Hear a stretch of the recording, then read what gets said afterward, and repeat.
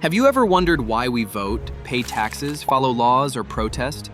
Government shapes nearly every part of our daily lives, from the roads we drive on to the schools we attend and the freedoms we enjoy. Yet many Americans feel distant from politics and uncertain about how or even if they can make a difference. In this video, we'll explore what government is, how it works, who holds the power, and why civic engagement is the beating heart of American democracy. Stick with me as we break it all down in a clear, practical way and show how you play a part in shaping the future. Since the founding of the United States, citizen participation has been essential to our system of government. The American Revolution itself was a fight over who gets to govern and how. Over the years, the right to vote, once reserved for wealthy white men, has expanded due to the struggles of many groups, including women, African Americans, and Native Americans. But democracy is about more than just casting a ballot.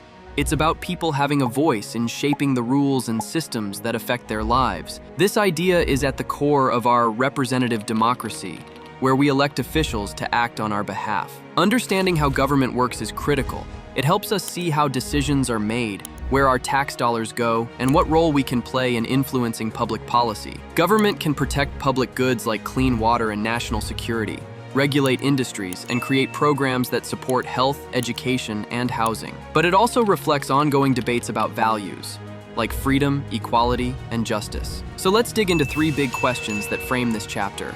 What is government, and what does it do?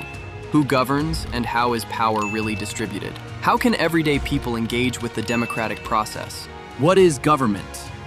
At its core, government is how a society organizes itself to achieve collective goals and provide services like schools, police, and infrastructure. It's about decision-making and resource allocation. Whether it's deciding how much to fund public transportation or how to protect the environment, government plays a key role. In the US, we operate under a representative democracy. That means citizens elect leaders who make laws and policies on their behalf. Unlike monarchies or oligarchies, where power is held by a single ruler or a small elite, democratic systems aim to put power in the hands of the people. Governments provide different kinds of goods. Private goods are paid for and consumed individually, like a hamburger or a new shirt. Public goods are available to everyone, like national defense and public education. Toll goods, like college tuition or highway tolls, can be used by many, but only by those who can pay. Common goods, like fish in the ocean or clean air, are free but limited, so they need regulation to ensure sustainability. While the US has a capitalist economy, not all democracies are capitalist. In capitalism, private individuals own most businesses and resources. In contrast, socialism emphasizes government ownership of industries and wealth redistribution through services like healthcare or education. While capitalism promotes individual liberty, it can also lead to inequality. The balance between government regulation and free enterprise is a constant debate in American politics. Who governs? There are different theories. Elite theory argues that a small group, wealthy and well-connected, holds most of the power. They influence policy through campaign donations, lobbying, and holding office. Pluralist theory believes that power is spread across many groups, like unions, interest groups, and nonprofits, that compete to shape policy. Trade-off theory says that policymaking is a constant balancing act. When one group wins, another may lose. For example, we might support more environmental protection, but that may cost jobs in energy industries. Or we may support stronger national security, but that may reduce personal privacy. Why civic engagement matters? Engagement is the lifeblood of democracy. It includes voting, but also volunteering, protesting, petitioning, and contacting elected officials. Civic engagement allows people to shape the rules that affect their lives and communities. It also holds leaders accountable. Even if some political scientists argue elites have more power, citizens still influence which elites get to lead, through elections and activism. Let's take an example that shows how these theories and concepts play out. The debate over fracking. Fracking provides cheap energy and jobs, especially in rural areas.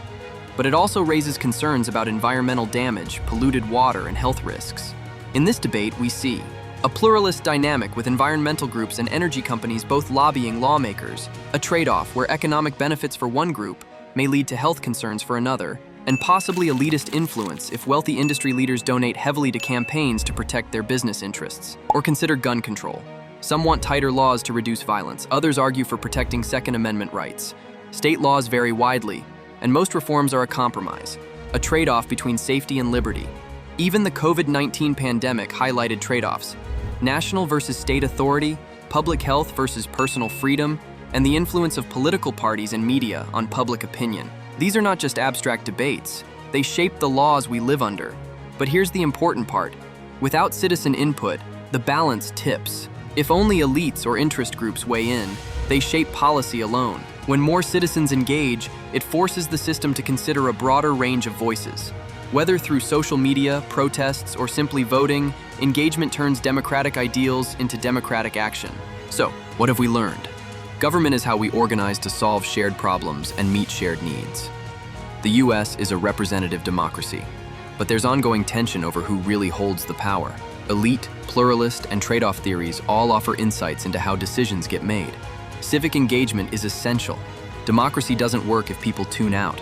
You don't have to run for office to make a difference. Staying informed, voting, joining a cause, or simply having conversations about political issues are powerful forms of participation.